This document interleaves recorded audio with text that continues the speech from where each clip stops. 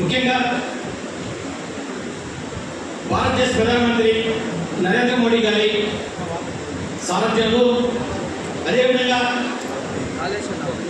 ఆంధ్రప్రదేశ్ రాష్ట్ర ముఖ్యమంత్రి శ్రీ చంద్రబాబు నాయుడు గారి దిశానిర్దేశంలో, అదేవిధంగా ఆంధ్రప్రదేశ్ రాష్ట్ర ఉప ముఖ్యమంత్రి ఈ పవన్ కళ్యాణ్ గారి కార్యదీక్షతో ఈ 2 ఏళ్ల కూటమి ప్రభుత్వ పాలనలో గణనీయమైన అభివృద్ధి సాధించడం జరిగింది.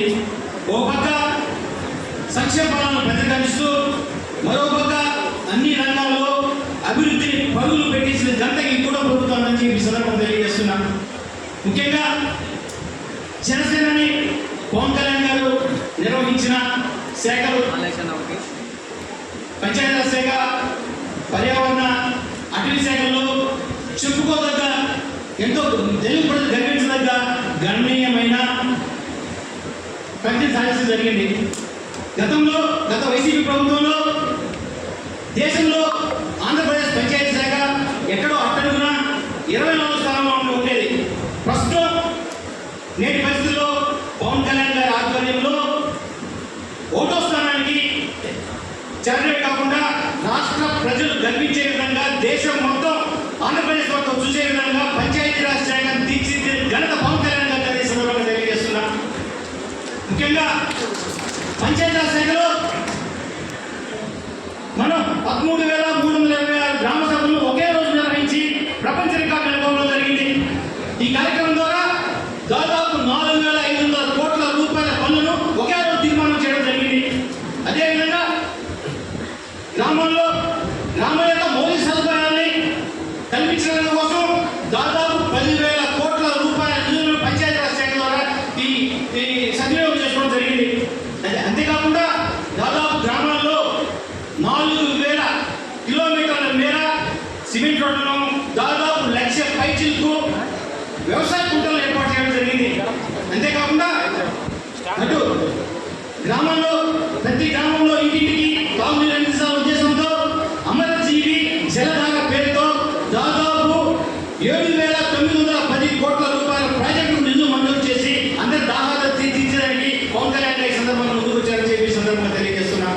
అదేవిధంగా అటవీ శాఖ అంటే గతంలో శేషాచలంలో వైసీపీ ప్రభుత్వం శేషాచలంలో ఈ శ్రీకాంత్ గంధం చెట్లని దోచుకోవడం పరిపాలన మారింది. ఈ గంధం చెట్లను నరికివేయడం, ఆ దోచుకోవడాన్ని పవన్ కళ్యాణ్ గారు సమర్థవంతంగా అరికట్టడం జరిగింది. అంతేకాకుండా అటవీ శాఖ ఆధ్వర్యంలో great green wall of Andhra Pradesh పేరుతో ఓ ప్రాజెక్ట్ ద్వారా అటవీ శాఖ విస్తీర్ణాన్ని పెంచే కార్యక్రమం చేశారు. అదేవిధంగా రాష్ట్రంలో మన తీర ప్రాంతాల్లో ఈ తుఫాన్ ముప్పు నుంచి ఎదుర్కొనేందుకు తీర ప్రాంతాల్లో అటవీ చెట్లను పెంచేందుకు కేంద్ర ప్రభుత్వ సహకారంతో మిస్టీ ప్రాజెక్ట్ ద్వారా ఈ ప్రాజెక్ట్ చేయడం జరిగింది. అదేవిధంగా రకరకాల కార్యక్రమాల ద్వారా జనసేనని పవన్ కళ్యాణ్ గారు తన ముద్ర వేశారు. అదేవిధంగా మన రాష్ట్ర దేవాదాయ శాఖ మంత్రి, మన శాసనసభ్యులు రామనాయుడు గారు దేవాదాయ శాఖలో పెను మార్పులు తీసుకొచ్చి నవ్వుతో నా భవిష్యత్తు అనే విధంగా తీర్చిదిద్దిన ఘనత మన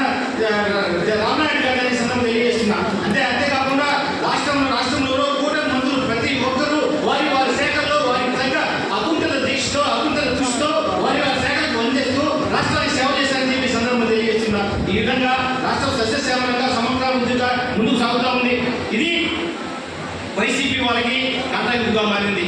ఈ వైసీపీకి సంబంధించిన వీళ్ళ ప్రవృత్తి ఎక్కడ ఉన్నాయంటే, గతంలో మన చేతిలో నరకాసురుడు, బకాసురుడు, మారీచ, సుబాహు లాంటి రాక్షస ప్రవృత్తి కలిగిన తత్వం ఈ వైసీపీ నాయకులు. ఈ మధ్యనే వాళ్ళు కూటమి ప్రభుత్వం మీద బొడచలేదానికి ఒక నెల్లూరు, ప్రకాశం జిల్లాతో గ్రేటర్ రాయలసీమలో రైతాంగానికి కూటమి ప్రభుత్వం ఏదో అన్యాయం చేస్తుందని చెప్పి అభూత గర్భంతో, అసత్య ప్రచారాలతో కార్యక్రమాల శ్రీకారం చుట్టారు. ఈ సందర్భంగా రేపు 25న సోమశిలకు వచ్చేదానికి వాళ్ళు ప్రణాళిక రూపొందించుకుంటున్నారు. నేను వైసీపీ నాయకులకు ఒకటే హెచ్చరిస్తున్నా, ఆత్మకూరు గడప అడుగుపెట్టే ముందు ఇక్కడ శాసనసభ్యుడు ఆనం రామారెడ్డి గారి సత్తా ఒకసారి మీరు తెలుసుకోవాలని చెప్తున్నా. ఆయన తెలుసుకోవాలని చెప్తున్నా.